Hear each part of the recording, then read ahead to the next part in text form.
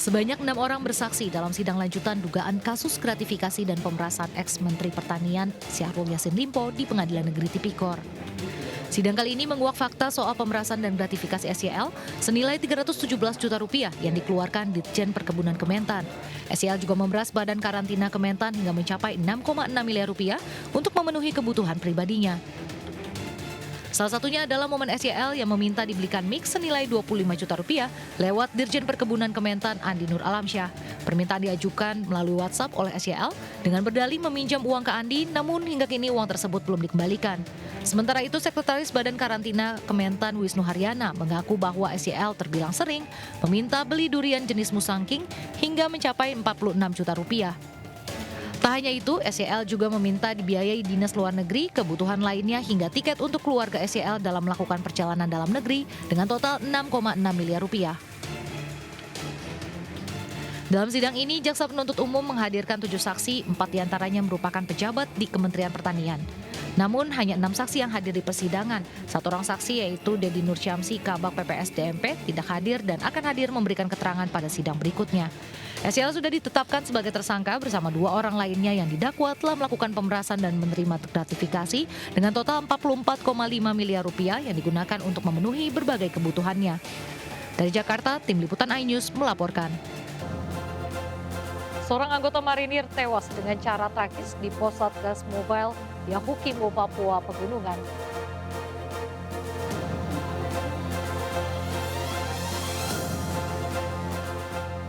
Kuasa hukum terpidana yang diduga salah tangkap memberikan keterangan di lokasi yang mengarah bahwa keterangan jaksa tidak akurat atau bahkan mengada-ngada.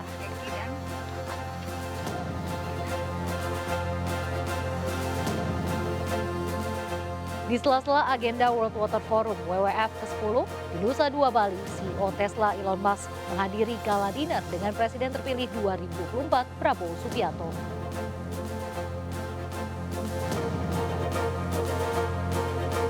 Suasana duka menyelimuti pemakaman 2 korban meninggal pesawat jatuh di BSD Serpong, Tangerang.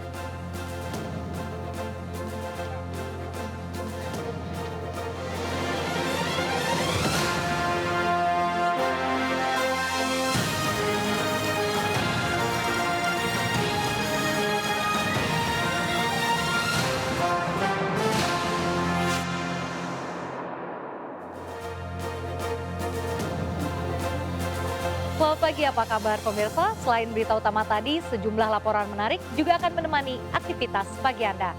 Bersama saya Raisa Nadia, berikut Seputar News Pagi selengkapnya.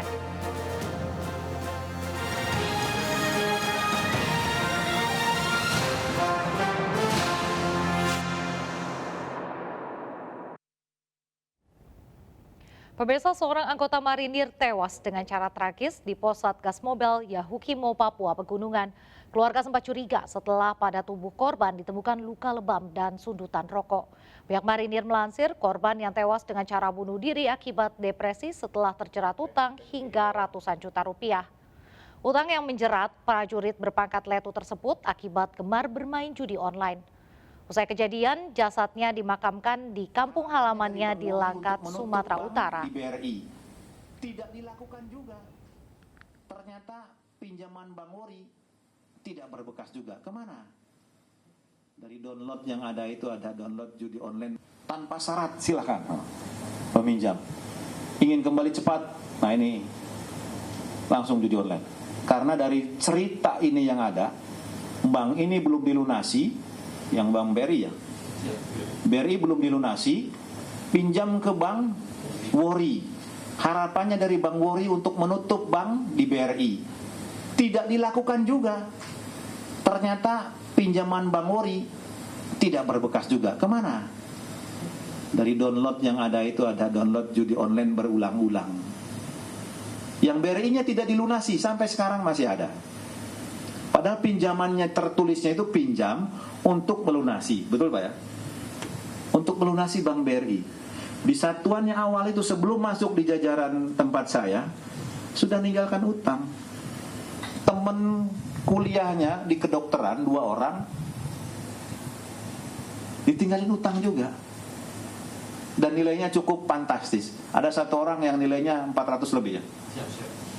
Satu orang temannya 400 lebih, satu orang lagi yang cap dokternya digadaikan.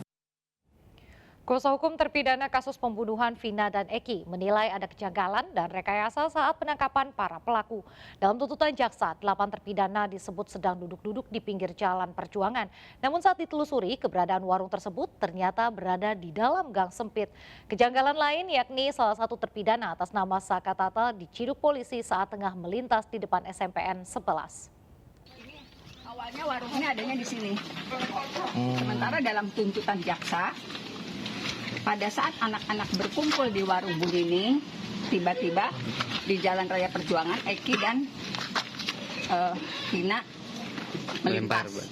Kemudian mereka berteriak nih, yang ada di sini, woi, woi, woi, dikejarlah. Kalau dalam tuntutan kan seperti itu. Aslinya warung ini berada di gang.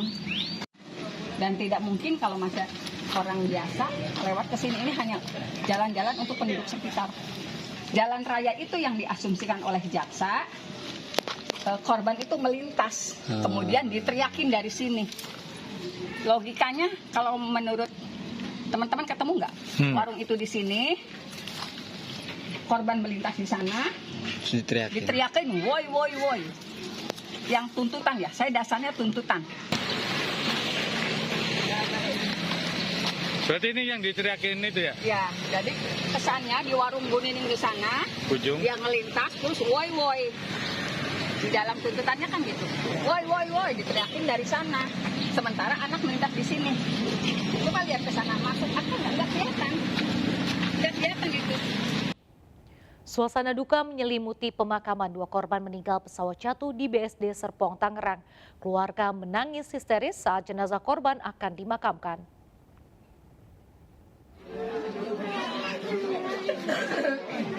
Suasana duka menyelimuti rumah kediaman Mayor Purnawirawan Suwanda, co-pilot pesawat Cessna nomor PKIFP yang jatuh di lapangan Sunburst, Kecamatan Serpong pada Minggu siang.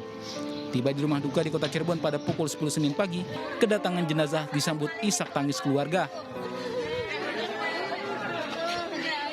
Keluarga dan kerabat langsung mensalati jenazah sebelum dimakamkan. Jenazah Kapten Suwanda dimakamkan di Kampung Karangmalang, Kota Cirebon. Almarhum meninggalkan 2 orang anak, istri dan ibunya. Di jam 14.43. Sebelum itu kan saya sekitar 1 menit sebelum kejadian itu saya telepon ke bukan telepon, maksudnya informasi ke papa untuk tanggal 21 kan ada event di Tanjung Lesung. Beliau bilang menunggu info dari beliau gitu.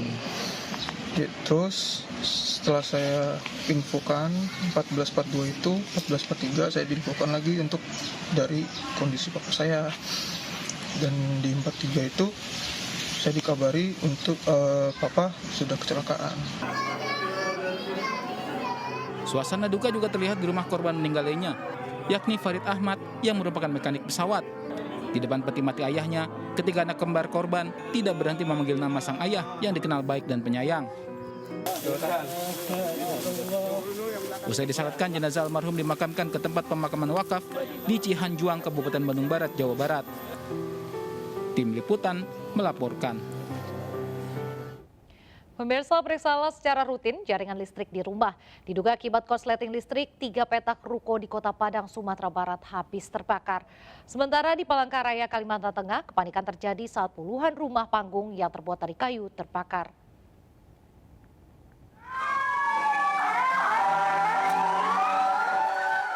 Kobaran api membakar puluhan rumah panggung yang terbuat dari kayu di kawasan Flamboyan Bawah, Kecamatan Pahandut, Kota Palangkaraya, Kalimantan Tengah. Kuatnya hembusan angin membuat api cepat menyebar di kawasan padat penduduk. Warga yang panik berupaya menyelamatkan harta bendanya. Sejumlah relawan bersama warga berupaya melakukan pemadaman dengan alat seadanya. Petugas pemadam yang datang terkendala sempitnya jalan menuju titik api. Kobaran api disertai dengan kepulan asap hitam membakar 3 ruko di daerah kawasan Belandi, Kecamatan Padang Utara, Kota Padang, Sumatera Barat. 4 mobil pemadam kebakaran dikerahkan ke lokasi guna memadamkan api. Akibat kejadian ini, 1 karyawan laundry terluka dan segera dibawa ke Rumah Sakit M. Jamil, Kota Padang. Kebakaran diduga akibat arus pendek listrik dari salah satu bangunan yang terbakar. Pak, ini berapa mobil damkar Pak yang dikerahkan Pak Yang dengan kita personil? turunkan 5 armada. 5 armada. Dengan personil Pak? Lebih kurang 50 orang. 50 orang. Pak, ini dugaan sementara apa Pak penyebab kebakaran Pak? Dugaan sementara mungkin korsleting. Meski tidak ada korban jiwa dalam peristiwa ini, namun kerugian ditaksir mencapai ratusan juta rupiah. Dari Padang dan Palangkaraya melaporkan. Pemirsa, di sela-sela agenda World Water Forum WWF ke-10 di Nusa Dua Bali, CEO Tesla Elon Musk menghadiri gala dinner dengan Presiden terpilih 2024 Prabowo Subianto. Dalam acara makan malam, keduanya juga membahas sejumlah kerjasama dan investasi dengan Indonesia. Di sela-sela agenda World Water Forum WWF ke-10 di Nusa Dua Bali, CEO Tesla Elon Musk turut hadir dalam acara makan malam. Elon Musk bahkan duduk di apit Presiden terpilih 2024-2029 Prabowo Subianto sambil dihibur orkestra simfoni Praditya Wiratabakadat. Mahasiswa Kementerian Pertahanan, pertemuan gala dinner Prabowo dengan Elon Musk juga membahas sejumlah kerjasama dan investasi perusahaan perusahaan raksasa milik Elon Musk dengan Indonesia. Kedepan diharapkan pertemuan keduanya bisa berlanjut dengan kerjasama yang baik sehingga berdampak bagi kemajuan dan kesejahteraan Indonesia. Dalam pertemuan ini, Elon Musk terlihat mengenakan batik bomba asal Sulawesi Tengah.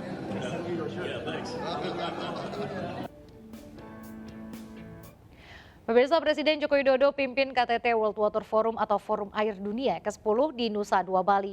Ia menekankan solidaritas global dalam tata kelola air.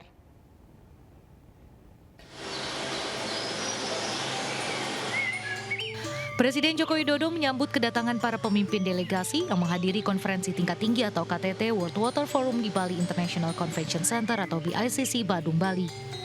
Presiden Jokowi menegaskan Forum Air Sedunia ke-10 ini sangat strategis untuk merevitalisasi aksi nyata dan komitmen bersama dalam mewujudkan manajemen sumber daya air terintegrasi.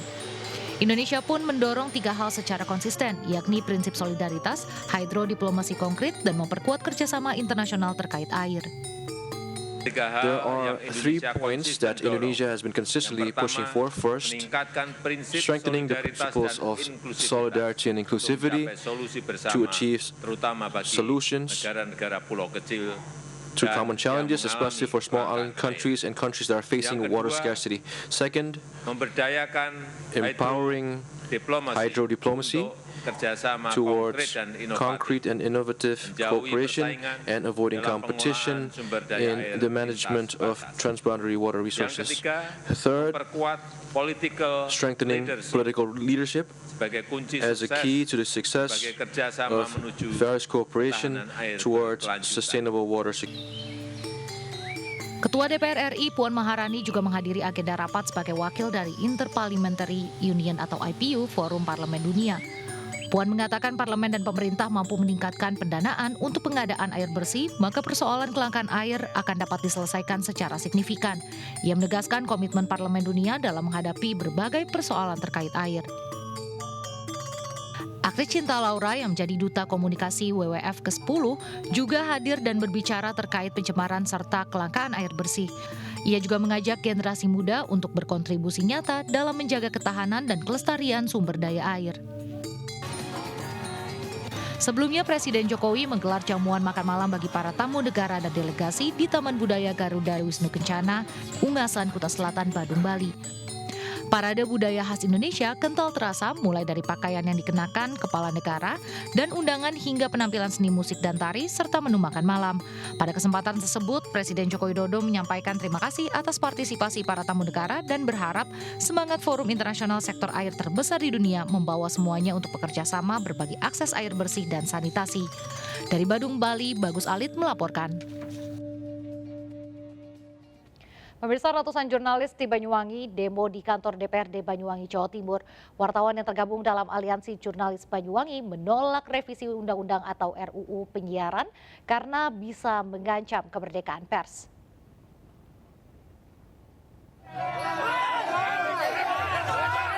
Dengan menampilkan kesenian jaranan, Buto, ratusan jurnalis dari IJTI, BWI, dan AJI tergabung dalam Aliansi Jurnalis Banyuwangi, demo menolak revisi Undang-Undang Penyiaran di kantor DPRD Banyuwangi yang mengancam kemerdekaan pers.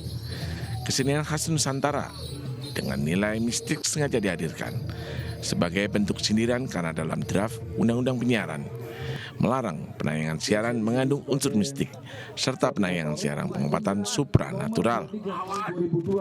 Menolak revisi Undang-Undang Penyiaran. Ya, karena di situ kita melihat banyak sekali yang membungkam kebebasan pers. Dan yang khusus di Banyuwangi, kita juga menunjukkan adanya larangan tayangan siaran bernuansa mistis dan pengobatan supranatural. Sementara di halaman gedung DPRD Kota Blitar, puluhan jurnalis IJTI dan PWI demo menuntut agar DPRD Kota Blitar menyampaikan surat penolakan terhadap RUU Penyiaran ke DPR RI karena mengancam kebebasan pers. Mereka menabur bunga di atas batu nisan sebagai simbol matinya demokrasi. Mengancam keberadaan kita, yakni salah satu contohnya saja bahwa jurnalis ini dilarang membuat atau menerbitkan liputan investigasi. Jurnalis Blitar terus mengawal RUU Penyiaran hingga tuntutan kebebasan pers di Indonesia tidak dikebiri. Dari Banyuwangi dan Blitar, tim kontributor melaporkan.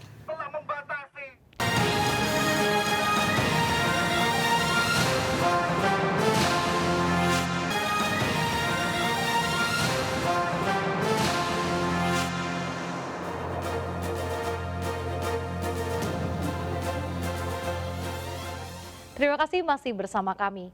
Prihatin dengan kasus martabak yang viral dan berujung pelaporan polisi, komunitas ojol di Medan borong dan bagikan martabak secara gratis. Ojek online Medan mendukung UMKM di Medan tumbuh dan berkembang. Martabak.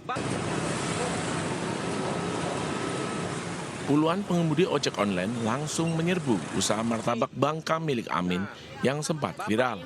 Dugaan pungli martabak yang dilakukan oknum di sub dan berujung kepada pelaporan ke kantor polisi. Para pengemudi ojol memborong martabak untuk mendukung kemajuan UMKM di Kota Medan. Untuk proses hukumnya, komunitas ojol menyerahkan dan mempercayai kepada pihak kepolisian. Amin, pedagang martabak, mengaku senang mendapat dukungan dari pengemudi ojek online.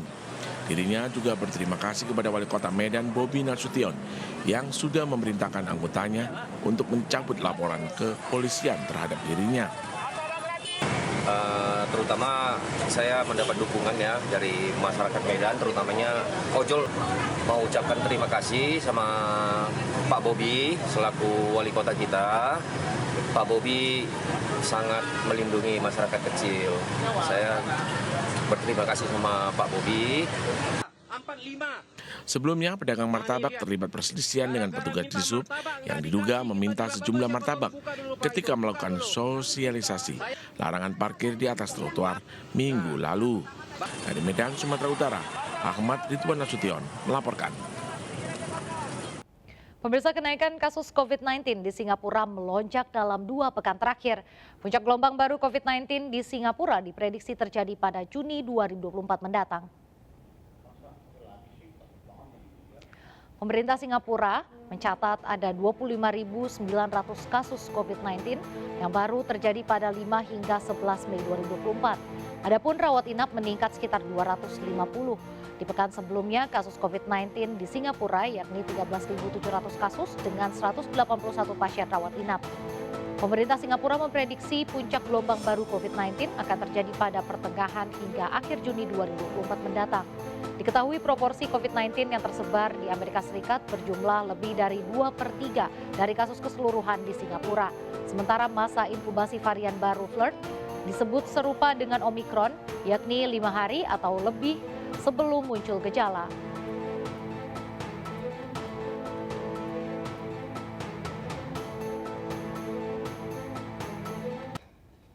Salah satu calon haji asal Lombok, Nusa Tenggara Barat, tiba-tiba enggan naik ke pesawat yang akan membawanya ke Tanah Suci.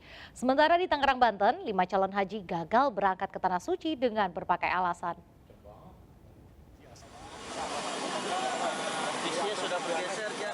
Petugas harus membujuk seorang calon haji lansia di Bandara Zainuddin Abdul Majid, Lombok, Nusa Tenggara Barat. Calon haji asal Lombok Tengah tersebut tiba-tiba enggan naik ke pesawat dengan alasan ingin bertemu keluarganya. Petugas akhirnya mempertemukannya dengan calon haji lain yang masih satu kampung halaman dan satu kloter. Jam lah, terkadang karena ini mereka baru keluar dari rumahnya yang terjauh, pergi yang terjauh dan pertama keluar negeri. Hingga macam-macam lah gangguan, ada yang sayang sama anaknya, ada yang sayang sama peliharaannya, kadang sapinya, kadang ayamnya, macam-macam lah persoalan.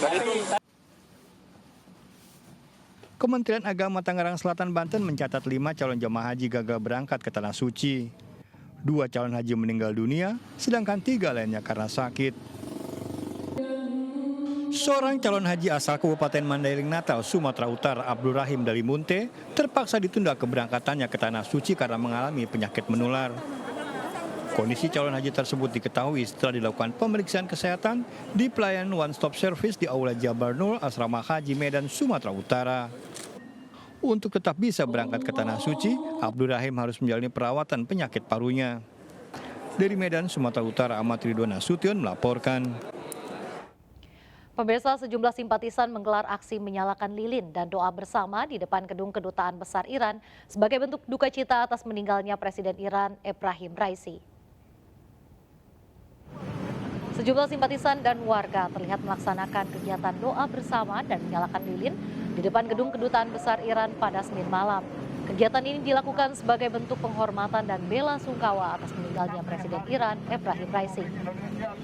Para simpatisan menilai Presiden Ebrahim Raisi sebagai salah satu tokoh internasional yang gencar memperjuangkan kesejahteraan masyarakat dari berbagai kalangan, bahkan bagi masyarakat di luar negara Iran.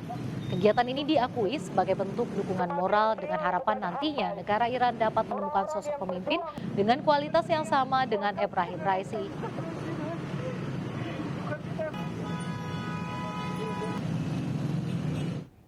Dipicu oleh provokasi, 2 kelompok remaja terlibat tawuran di Jalan Otista Raya Jatinegara, Jakarta Timur. Selengkapnya sesaat lagi, tetaplah bersama kami.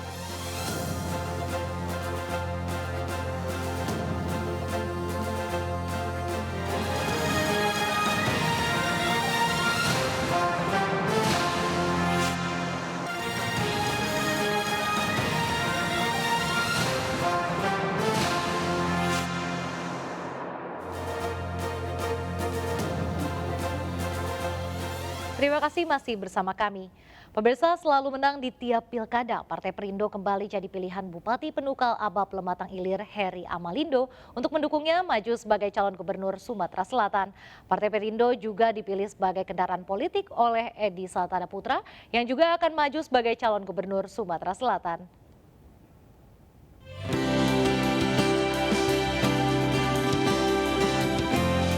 Heri Amalindo, Bupati Penukal Abab Lematang Ilir, mendaftarkan diri sebagai bakal calon gubernur Sumatera Selatan ke Partai Perindo. 2 kali sukses maju sebagai Bupati Pali atas dukungan Partai Perindo. Heri Amalindo berharap Partai Perindo kembali mendukungnya di Pilkada serentak 2024. Pendidikan dan kesehatan gratis serta menjadikan Sumatera Selatan sebagai sentra ekonomi akan menjadi program yang akan dijalankan sebagai gubernur. Silaturahmi antar partai politik sehingga Sumatera Selatan ini bisa kondusif, bisa bersatu dan bisa baik. Jadi konstelasi untuk maju Sumatera Selatan itu kita semua harus kondusif. Insya Allah berkas-berkas ini segera kami sampaikan ke DPP, oleh karena DPP lah yang menentukan nanti kemana dukungan Partai Perindo untuk calon gubernur yang akan datang. Partai Perindo juga dipilih oleh Bacagub Sumsel Edi Santana. Politisi PDIP ini yakin dengan dukungan Partai Perindo dapat mewujudkan visi misinya untuk membangun Sumsel yang lebih baik.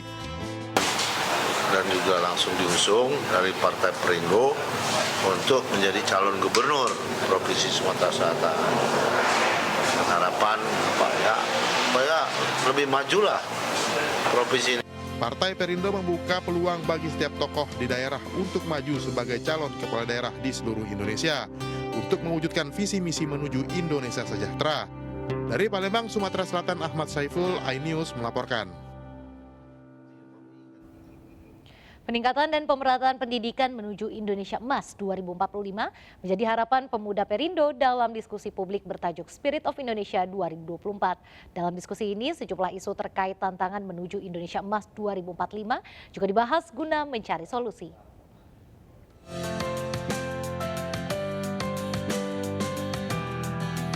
Talkshow bertajuk Spirit of Indonesia 2024 digelar di Gedung Kemenpora, Jakarta Pusat. Talkshow yang diselenggarakan oleh Forum Diskusi Muda dan Pemimpin Muda Nusantara ini mengangkat sejumlah isu terkait tantangan generasi muda menuju Indonesia Emas 2045, seperti isu pendidikan, digitalisasi, hingga entrepreneurship. Pemuda Perindo yang hadir dalam diskusi ini meminta pemerintah untuk memperhatikan peningkatan dan pemerataan pendidikan sebagai persiapan menuju Indonesia Emas. Satu, pendidikan harus diperbaiki karena dari pendidikan ini anak-anak muda ini bisa menggunakan skillnya sebagai membuka lapangan pekerjaan. Untuk bisa kembali mengembangkan dirinya, kemudian melihat bisa menatap masa depannya, bahkan bisa membangun masa depannya, apalagi untuk Indonesia Emas 2045. Diskusi ini juga diharapkan dapat memotivasi para pemuda untuk terus berkarya dan mandiri dalam mengisi pembangunan. Kita berharap bahwa talkshow ini bisa meningkatkan kemandirian, meningkatkan kewirausahaan, entrepreneurship di kalangan pemuda. Membangun isu yang berkaitan menuju Indonesia Emas nanti di 2045. Salah satunya tentang bagaimana cara pemuda untuk ikut serta dalam program pemerintah, yaitu kayak yang dibahas saat ini ada kayak hilirisasi, terus juga berkaitan dengan teknologi. Bonus demografi yang akan didapat Indonesia akan menjadi peluang untuk maju menuju Indonesia Emas 2045. Dari Jakarta, Amrina Rida, Muhammad Zulkarnain, iNews melaporkan. Motor listrik Polytron Fox R berhasil meraih rekor muri motor listrik pertama yang berhasil menempuh jarak terjauh Jakarta-Bali dengan jarak 1.333 km. Motor listrik Fox R juga meraih sertifikasi IP67 yang menjamin melaju dalam segala kondisi cuaca.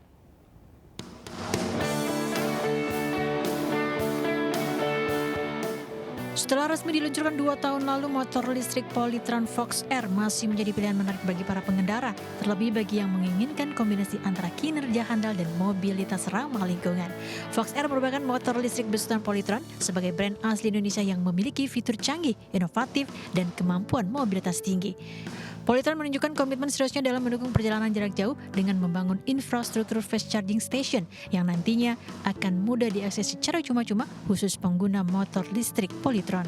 Motor listrik Fox R juga sudah meraih sertifikasi IP67 yang menjamin bahwa motor Fox R dapat tetap melaju dalam kondisi cuaca panas, berdebu bahkan saat hujan dan banyak genangan.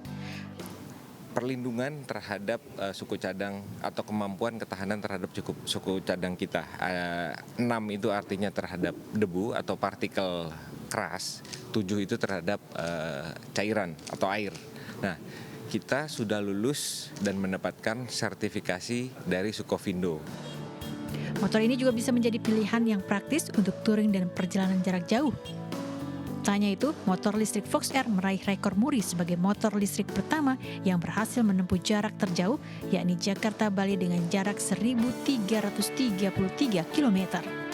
Di mana dua influencer, Jody Motovlog dan Mario Irot, mengambil start dari Jakarta pada 12 Mei dan finish di Bali pada tanggal 18 2024. Performance motor Fox R ini sendiri ternyata sangat ergonomik untuk dipakai jarak jauh karena posisi dek yang lapang membuat kaki pengendara lega, termasuk riding position yang lebih ergonomik membuat perjalanan jauh jadi nggak pegel-pegel, apalagi joknya yang lumayan lebar membantu rider lebih rileks untuk bawa motor tersebut. Dengan catatan rekor muri ini serta kecanggihan yang dimiliki, diharapkan dapat menginspirasi banyak orang untuk beralih menggunakan kendaraan listrik. Dari Bandung, Bali, Dewa Partika, iNews melaporkan. Pemirsa, Anda juga dapat memenuhi kebutuhan berbagai informasi pilihan terkini dan akurat, baik dari daerah, nasional maupun internasional melalui portal sindonews.com. Kami akhiri jumpa kita pagi ini. Saya Raisa Nadia, selamat beraktivitas, tetap semangat dan sampai jumpa.